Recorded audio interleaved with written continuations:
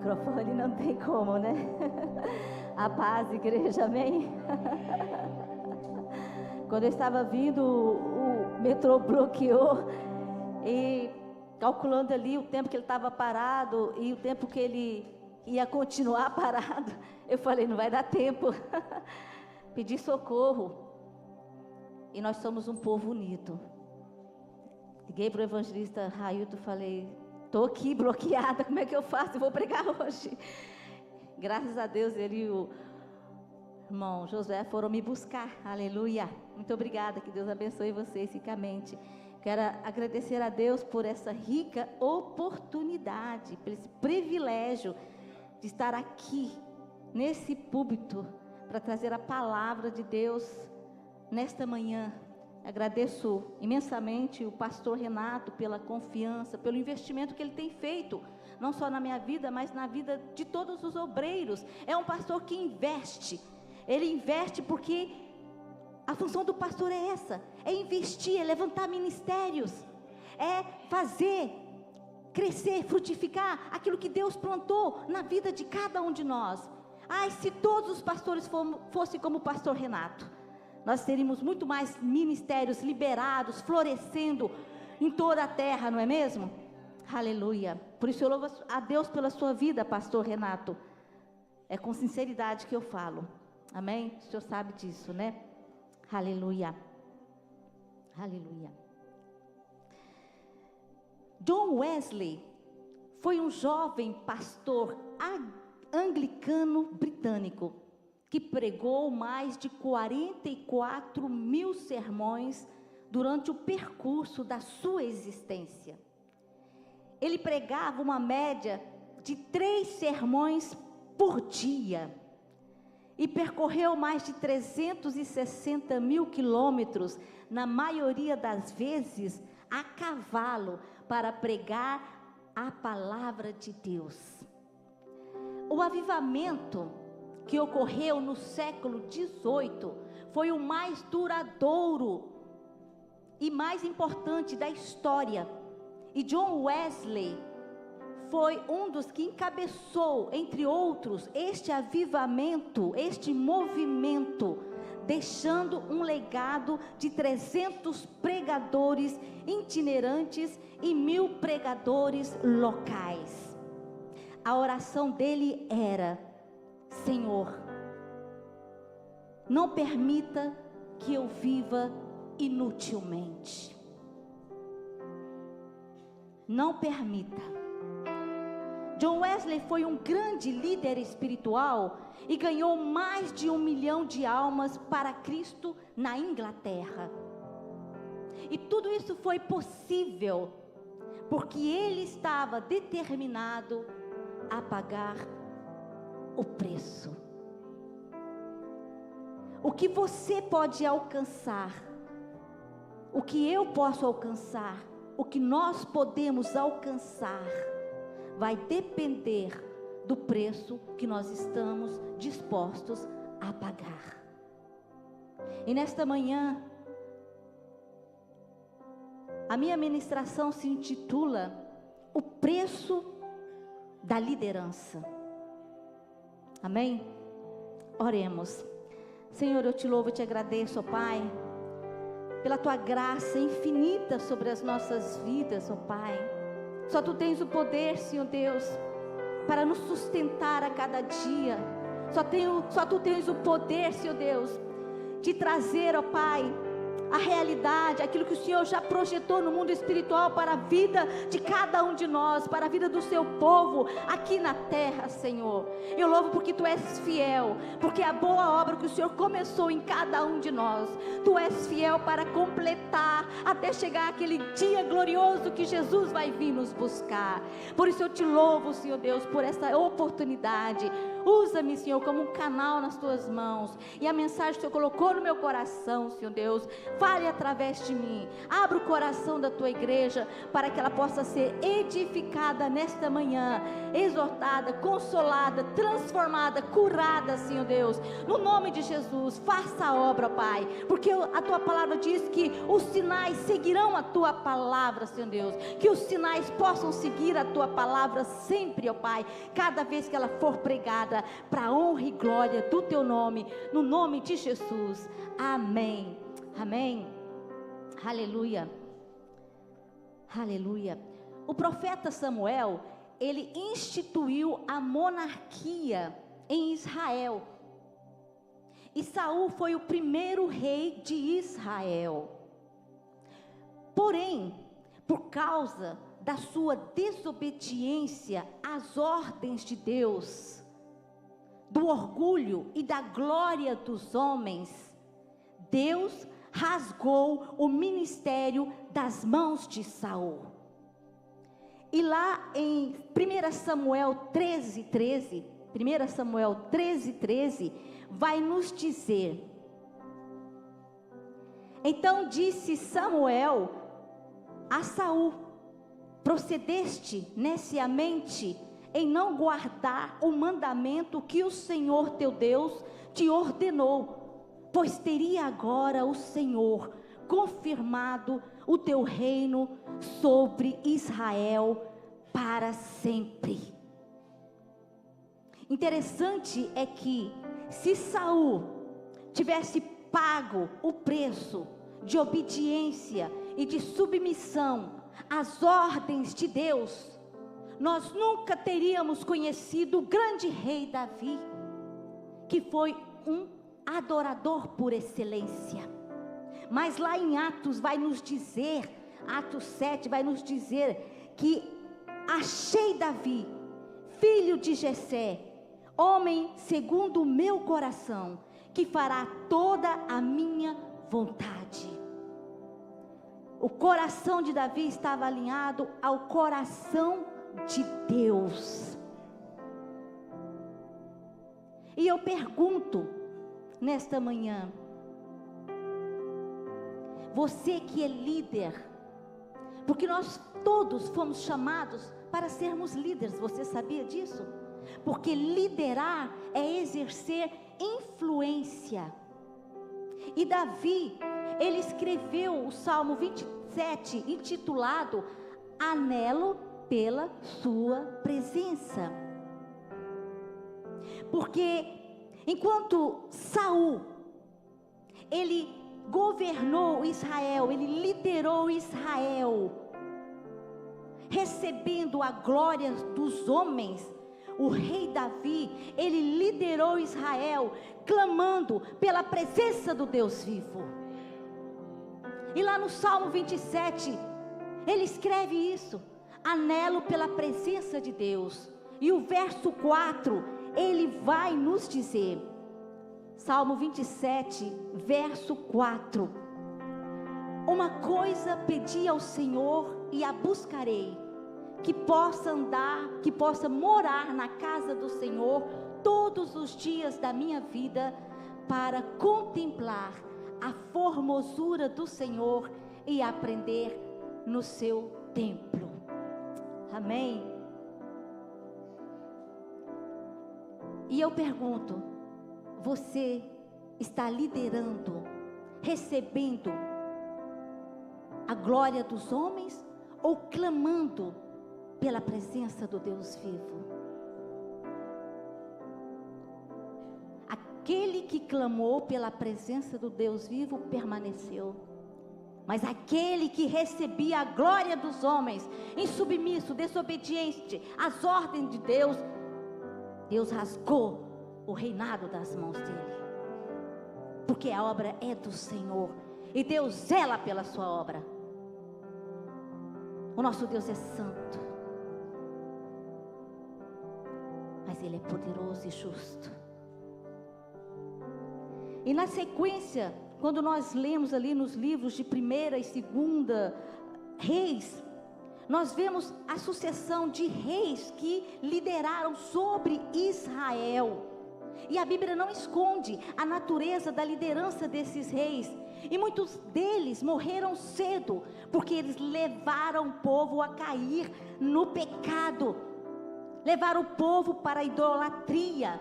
Abandonaram a Deus. Abandonaram o temor e a reverência a Deus. Não importa sermos líder, mas nós temos que ser líderes obedientes. Líder de excelência. Aleluia. Mas o que é liderança? Segundo John Haggai, o escritor do livro Seja um Líder de Verdade, ele diz que liderança é o esforço de exercer conscientemente uma influência especial dentro de um grupo para levá-lo a atingir metas de permanente benefício que atendam às necessidades reais do grupo. Então você é líder, você tem que influenciar para alcançar uma meta que vai beneficiar a quem você está influenciando. Não é para você, é para beneficiar um grupo. É para beneficiar a sua casa, lá onde você se encontra, no trabalho, não importa. Você é um líder, você é aquele que exerce influência. E o autor faz a seguinte pergunta: qual tipo de liderança nosso mundo precisa? E ele mesmo responde. Ele vai dizer que uma liderança baseada na Bíblia, tendo Cristo como centro, é o único tipo que poderá desarmar o fusível da bomba relógio formada pelas pessoas revoltadas da terra, para acabar com essa ideologia, para acabar com a investida do inimigo, para acabar com os valores transformados, a mentira se transformando em verdade e a verdade se transformando em mentira. Porque uma liderança desse tipo terá como preocupação principal a evangelização do mundo. A grande comissão. Jesus nos deu a grande comissão, tanto eu quanto você.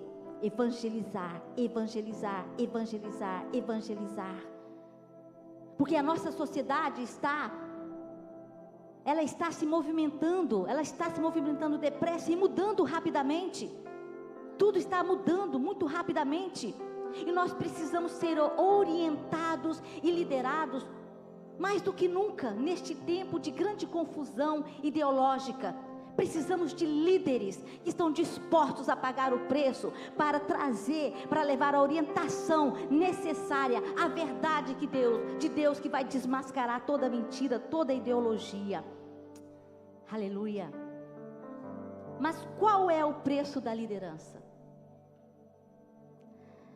John Wesley não se preocupava com quem entrava e saía da igreja, mas tinha preocupação com quem subia e descia do púlpito. Vamos ler 1 Coríntios 3. 1 Coríntios 3, de 10 a 15.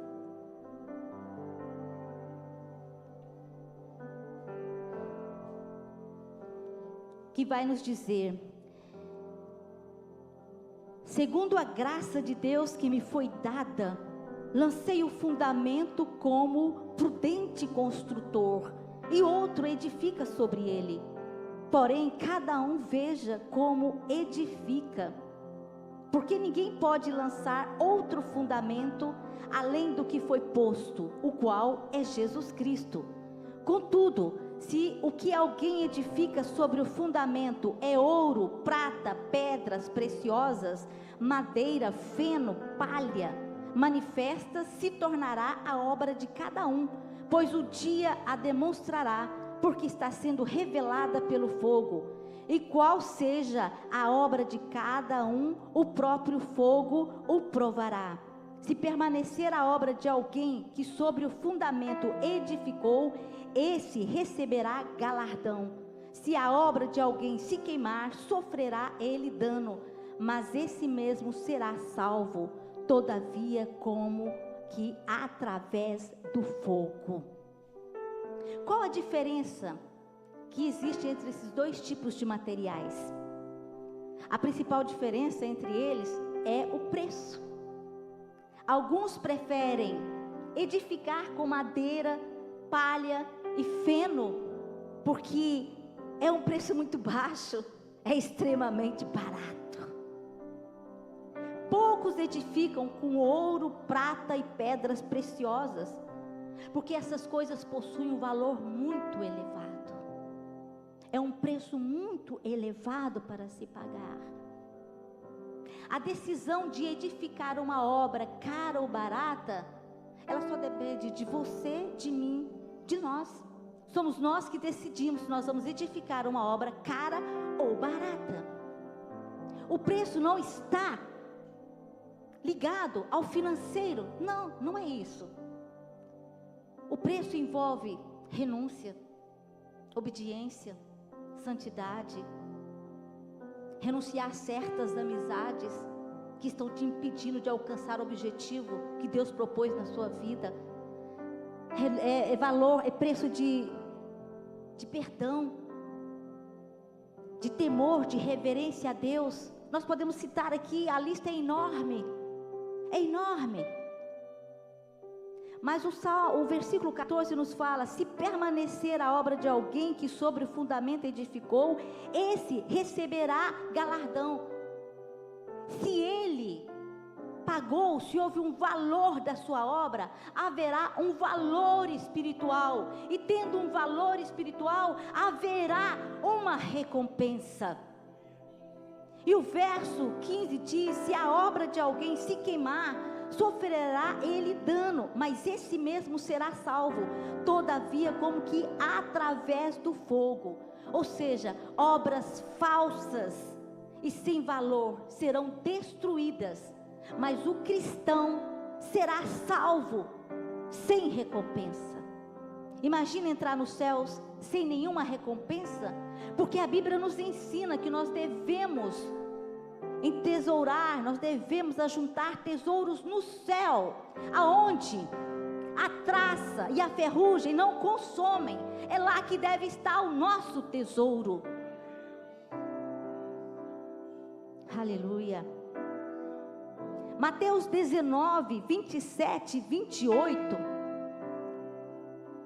Então Pedro, tomando a palavra, disse-lhe: eis que nós deixamos tudo e seguimos, que receberemos? E Jesus disse-lhe: em verdade vos digo que vós que me seguistes, quando na regeneração o Filho do Homem se assentar no trono da sua glória, também vós assentareis sobre 12 tronos para julgar as 12 tribos de Israel. Amados, o que Deus tem preparado para depois é tremendo, é tremendo, é tremendo. Vale a pena pagar o preço que Deus nos pede, porque essa vida é passageira. Tudo isso que nós estamos vivendo é passageiro. Vale a pena pagar um preço de santidade, de se separar do mundo, que é o que Deus nos pede. É o que Deus nos pede. Não seguir o mundo, não seguir as ideologias do mundo, mas nos separar para Deus. Porque o que nos aguarda é maravilhoso. É maravilhoso. Todos os que responderem ao chamado do Senhor não receberão somente a vida eterna, mas nós receberemos diversas recompensas. Aleluia. O preço da liderança requer renúncia e isolamento. Moisés, para se tornar o líder que ele foi, teve que abrir mão de ser chamado filho da filha de Faraó. Em Atos fala que Moisés foi educado em toda a ciência dos egípcios. e era poderoso em palavras e obras. Poderoso. Ele estava sendo educado. Certamente Moisés poderia ter sido o sucessor de Faraó lá no Egito, porque ele estava sendo educado para isso. Em toda a ciência do Egito, poderoso em palavras e obra. Um homem assim, ele está sendo preparado para ser um grande líder. Um líder de uma nação, um líder de multidões. Mas ele abriu mão de tudo isso. Vamos ler Hebreus 11, 24 a 27.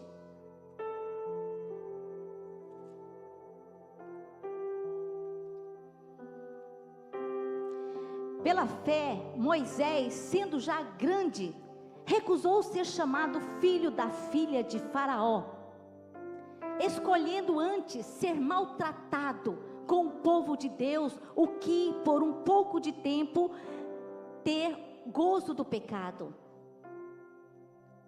tendo por maiores riquezas o vitupério de Cristo do que os tesouros do Egito, porque tinha em vista a recompensa.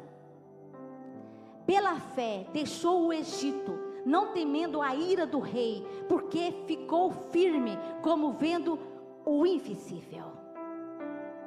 A nossa visão, firme, vendo o invisível, mas nós sabemos que é Jesus. É Jesus que nós visualizamos. Aleluia. E nós podemos ver que esse homem, poderoso em obras e palavras, rejeitou tudo isso e foi para o deserto em Midian. Deus o isolou durante 40 anos, até que ele fosse despojado, esmagado, esvaziado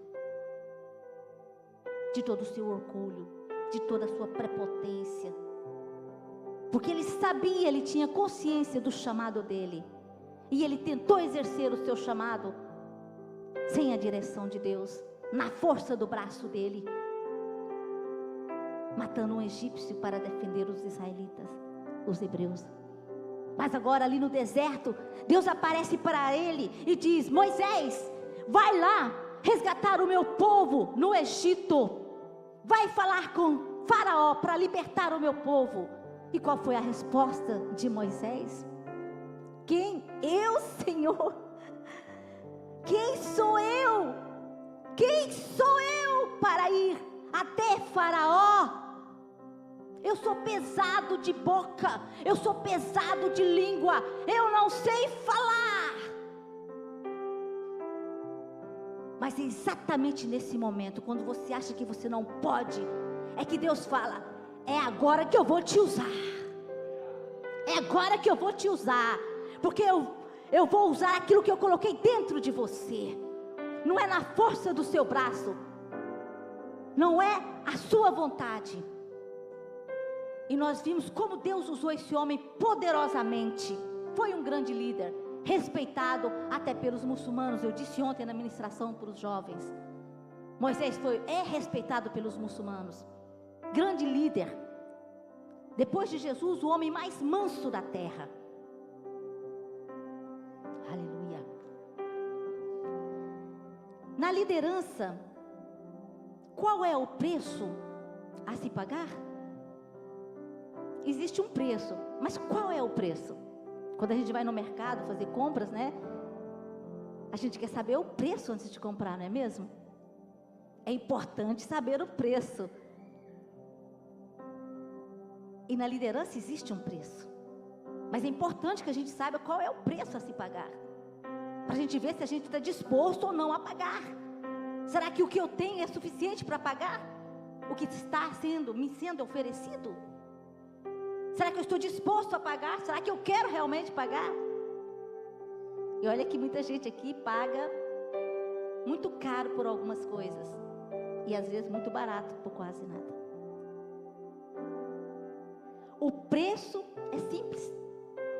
Devemos corresponder às condições impostas por Deus. O preço é esse. Não existe mistério. Qual que é a imposição de Deus? Quais são as condições de Deus? E eu quero dizer que essas condições não é a mesma para todos, porque cada um tem um chamado, cada um tem um propósito, e Deus vai exigir de cada um aquilo que ele precisa entregar para o Senhor, para que Deus possa usá-lo. Alguns se trata de renunciar às riquezas. Lembra de Jesus quando ele falou com o jovem rico? E o jovem rico não renunciou. Para outros,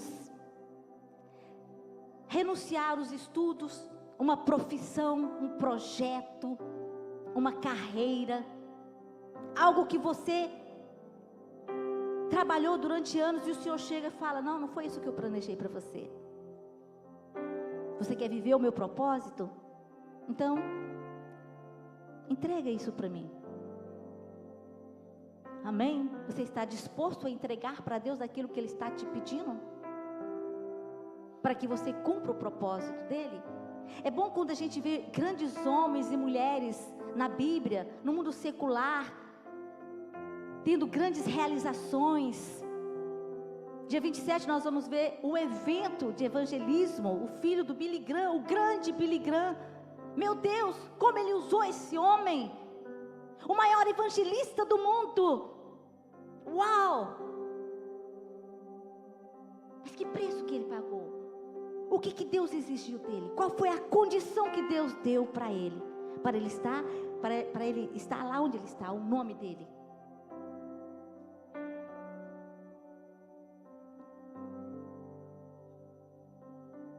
Alguns devem renunciar ao casamento para melhor servir a Deus.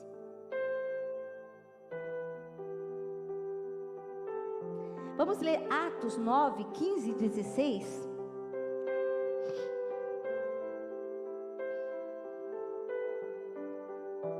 Disse-lhes, porém, o Senhor vai, porque disse, porém, o Senhor,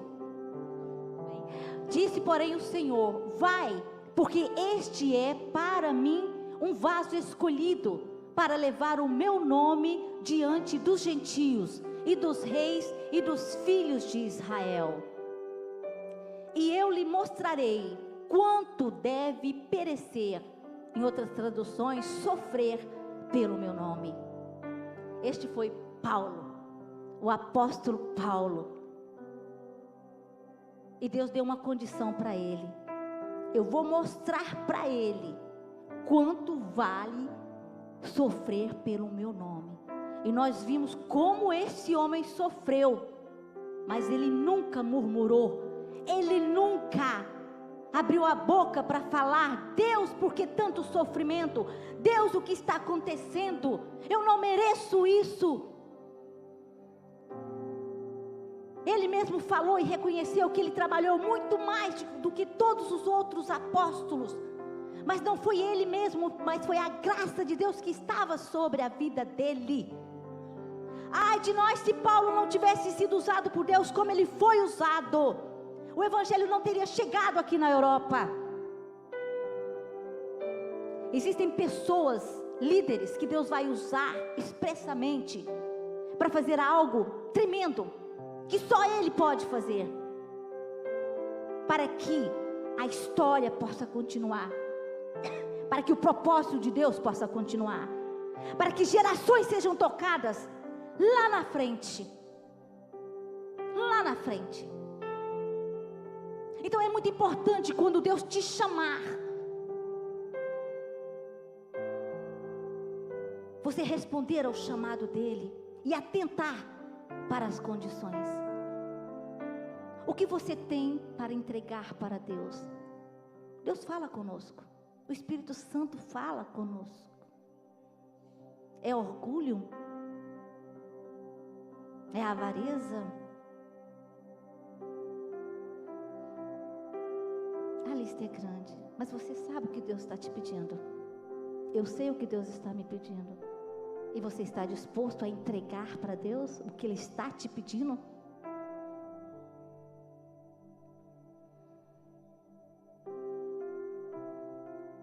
Vamos ver então. E o próprio apóstolo Paulo, ele fala Vamos ver o sofrimento desse homem. 2 Coríntios 11, de 24 a 28.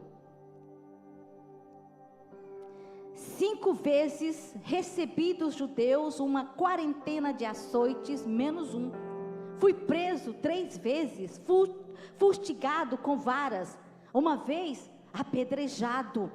Em naufrágio 3 vezes, uma noite e um dia passei na voragem do mar, em jornadas muitas vezes, em perigos de rios, em perigos de salteadores, em perigos entre patrícios, em perigo entre gentios, em perigo na cidade, em perigo no deserto, em perigo no mar, em perigo em falsos irmãos, em trabalhos e fadigas, em vigílias muitas vezes, em fome e sede, em jejuns muitas vezes, em frio e nudez.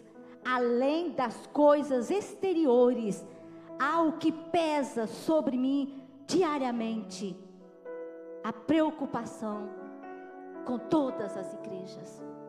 E é o que deve pesar em nós, meus amados, a preocupação com o reino de Deus, com a obra de Deus, com a casa de Deus.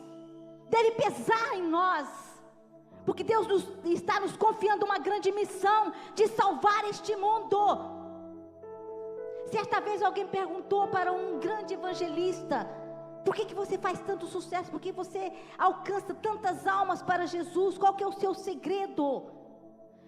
Ele falou: o meu segredo é porque quando eu vejo as pessoas, as almas perdidas, andando por aí, eu sinto amor por elas, porque eu não quero vê-las indo para o inferno. Porque nós sabemos que quem não tiver Jesus vai para o inferno. Aquele seu amigo, por melhor que ele seja, se não tiver Jesus, ele não vai para o céu. Aquela tua patroa, aquele teu patrão, por mais obras boas que eles possam fazer, porque a obra não salva, se ele não tiver Jesus como Senhor da sua vida, ele não vai para o céu. Então nós precisamos amar mais as pessoas e ver: se eu não fizer alguma coisa, ela vai para o inferno, ela vai perecer no inferno. Porque um dia alguém pregou para você, um dia alguém falou de Jesus para você, um dia alguém pagou um preço de oração pela sua vida, pela sua salvação. E nós temos que fazer isso também. Deus espera e confia que nós possamos fazer. Nós não podemos ficar conformados. Paulo, ele foi apedrejado em Listra. Os judeus vieram e apedrejaram Paulo e tiraram ele da cidade, pensando que ele estava morto. Os discípulos ficaram em volta de Paulo e de repente ele se levantou e voltou para Listra. Depois ele foi pregar em Derbe, ele foi evangelizar em Derbe. E depois de Derbe ele voltou para Listra para continuar a evangelizar. Olha a audácia, a coragem desse homem. Gente, Paulo era um homem realmente, só ele podia fazer isso, porque Deus, ele prepara pessoas específicas para fazer algo tremendo e poderoso, como ele preparou Moisés, e ele preparou Paulo. Eu amo a pessoa de Paulo e os ensinamentos dele. Eu amo ler as cartas de Paulo. Meu Deus, eu me debruço sobre Romanos, Gálatas. Eu falo: Jesus, que homem culto, que homem profundo. Como é profundo os escritos de Paulo. Martim Lutero dizia que a gente deveria memorizar toda a carta de Romanos. Tal é o valor. E dizia que se a Bíblia sumisse e ficasse só o livro de Romanos, seria o suficiente para evangelizar.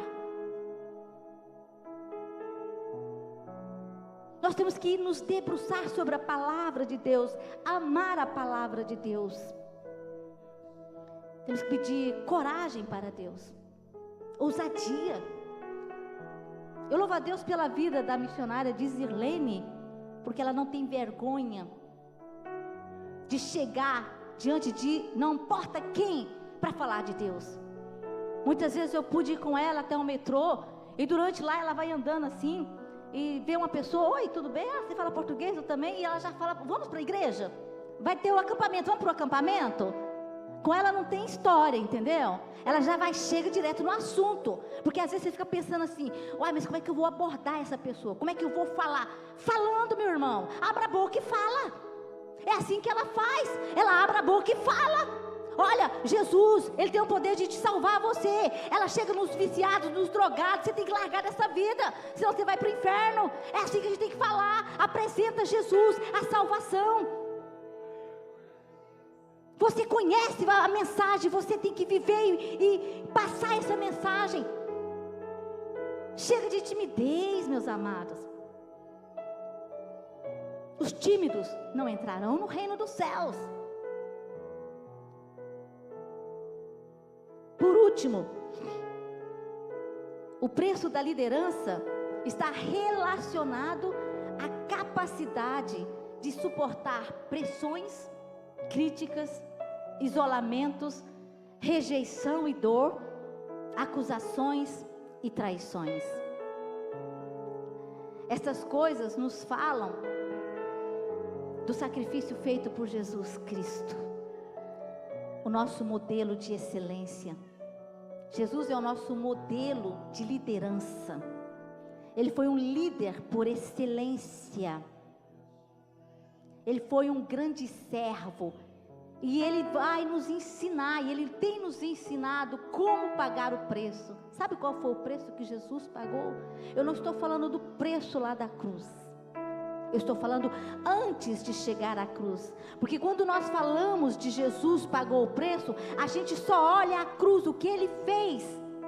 Mas Ele pagou um preço muito grande também, antes da cruz.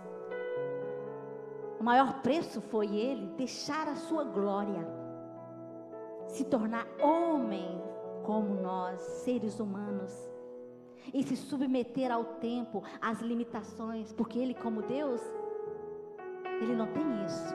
O tempo dele é Kairos. Ele é poderoso. Ele pode todas as coisas. E esse Deus se submeteu às nossas limitações, ao nosso tempo, às nossas debilidades físicas, emocionais, mentais, porque Ele nos amou. E como líder, Ele nos deixou o exemplo da humildade, da obediência, da submissão, da dependência. Como Cristo foi dependente de Deus e do Espírito Santo aqui na terra. Paz, amor, reconciliação, entrega. Ele se entregou. Renúncia, silêncio. Ele foi uma ovelha muda. Dores, Ele foi um homem de dores. Alegria, misericórdia, perdão, intercessão, bondade, compaixão. Meus amados, compaixão. Nós estamos precisando de mais compaixão. Porque certa vez, um leproso aproximou-se de Jesus e o adorou e disse: Jesus, se quiseres, podes me purificar. Se quiseres, Jesus, podes me purificar. Jesus disse: eu quero. Ele tocou no homem leproso, Ele tocou na lepra do homem. É isso que Deus fez. Ele saiu da sua glória para tocar a nossa lepra, para tocar as nossas feridas. Ele se compadeceu de nós.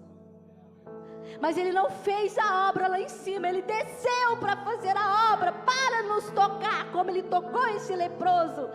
Ele está nos tocando nessa manhã, para dizer: eu quero sim que você seja curado, que você seja liberto, eu quero sim que você seja renovado, restaurado, eu quero sim que você esteja cheio de poder, de ousadia, da unção do Senhor, para fazer obras grandes e poderosas que Deus tem confiado na mão de cada um de vocês.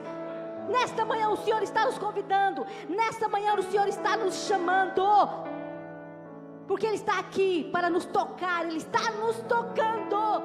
Enquanto você está ouvindo esta palavra, o Senhor está tocando você, aonde você está, tocando a sua alma, curando a sua alma, levando paz, a paz que o mundo não pode dar, mas que Jesus pode dar, porque Ele é a paz, Ele é o príncipe da paz. E esta manhã o Senhor está aqui para nos abençoar, para nos renovar, aleluia. E eu quero terminar com Filipenses capítulo 2, porque eu não poderia deixar de exaltar a pessoa de Jesus através da palavra, Filipenses 2, de 5, eu vou ler na minha Bíblia que é mais fácil. Tende em vós o mesmo sentimento que houve também em Cristo Jesus, pois Ele, subsistindo em forma de Deus, não julgou como usurpação o ser igual a Deus, antes a si mesmo se esvaziou, assumiu a forma de servo, tornando-se em semelhança de homens, e reconhecido em figura humana, a si mesmo se humilhou, tornando-se obediente até a morte, e morte de cruz, pelo que também Deus o exaltou sobremaneira, e lhe deu o nome que está acima de todo nome, para que ao nome de Jesus se dobre todo o joelho nos céus, na terra e debaixo da terra, e toda língua confessa que Jesus Cristo é Senhor, para a glória de Deus Pai. Aleluia! Eu quero ver esse grande dia, quando muçulmanos, ateus, budistas vão estar confessando que Jesus é o Senhor do Senhor, Rei dos reis, Senhor dos senhores, porque um dia todos vão confessar, e todo joelho vai se dobrar diante daquele que é Alfa e Ômega, o Senhor dos senhores. Aleluia, aleluia, glória a Deus, glória a Deus, glória a Deus, aleluia, aleluia. Eu gostaria que você ficasse em pé, nós vamos orar. Eu não vou convidar ninguém para vir aqui à frente, nós vamos só agradecer a Deus. Nós vamos agradecer a Deus. Senhor, nós queremos te louvar e te agradecer nessa manhã, Senhor, pela tua bondade. O Senhor deixou a sua glória para descer, para nos tocar as nossas feridas.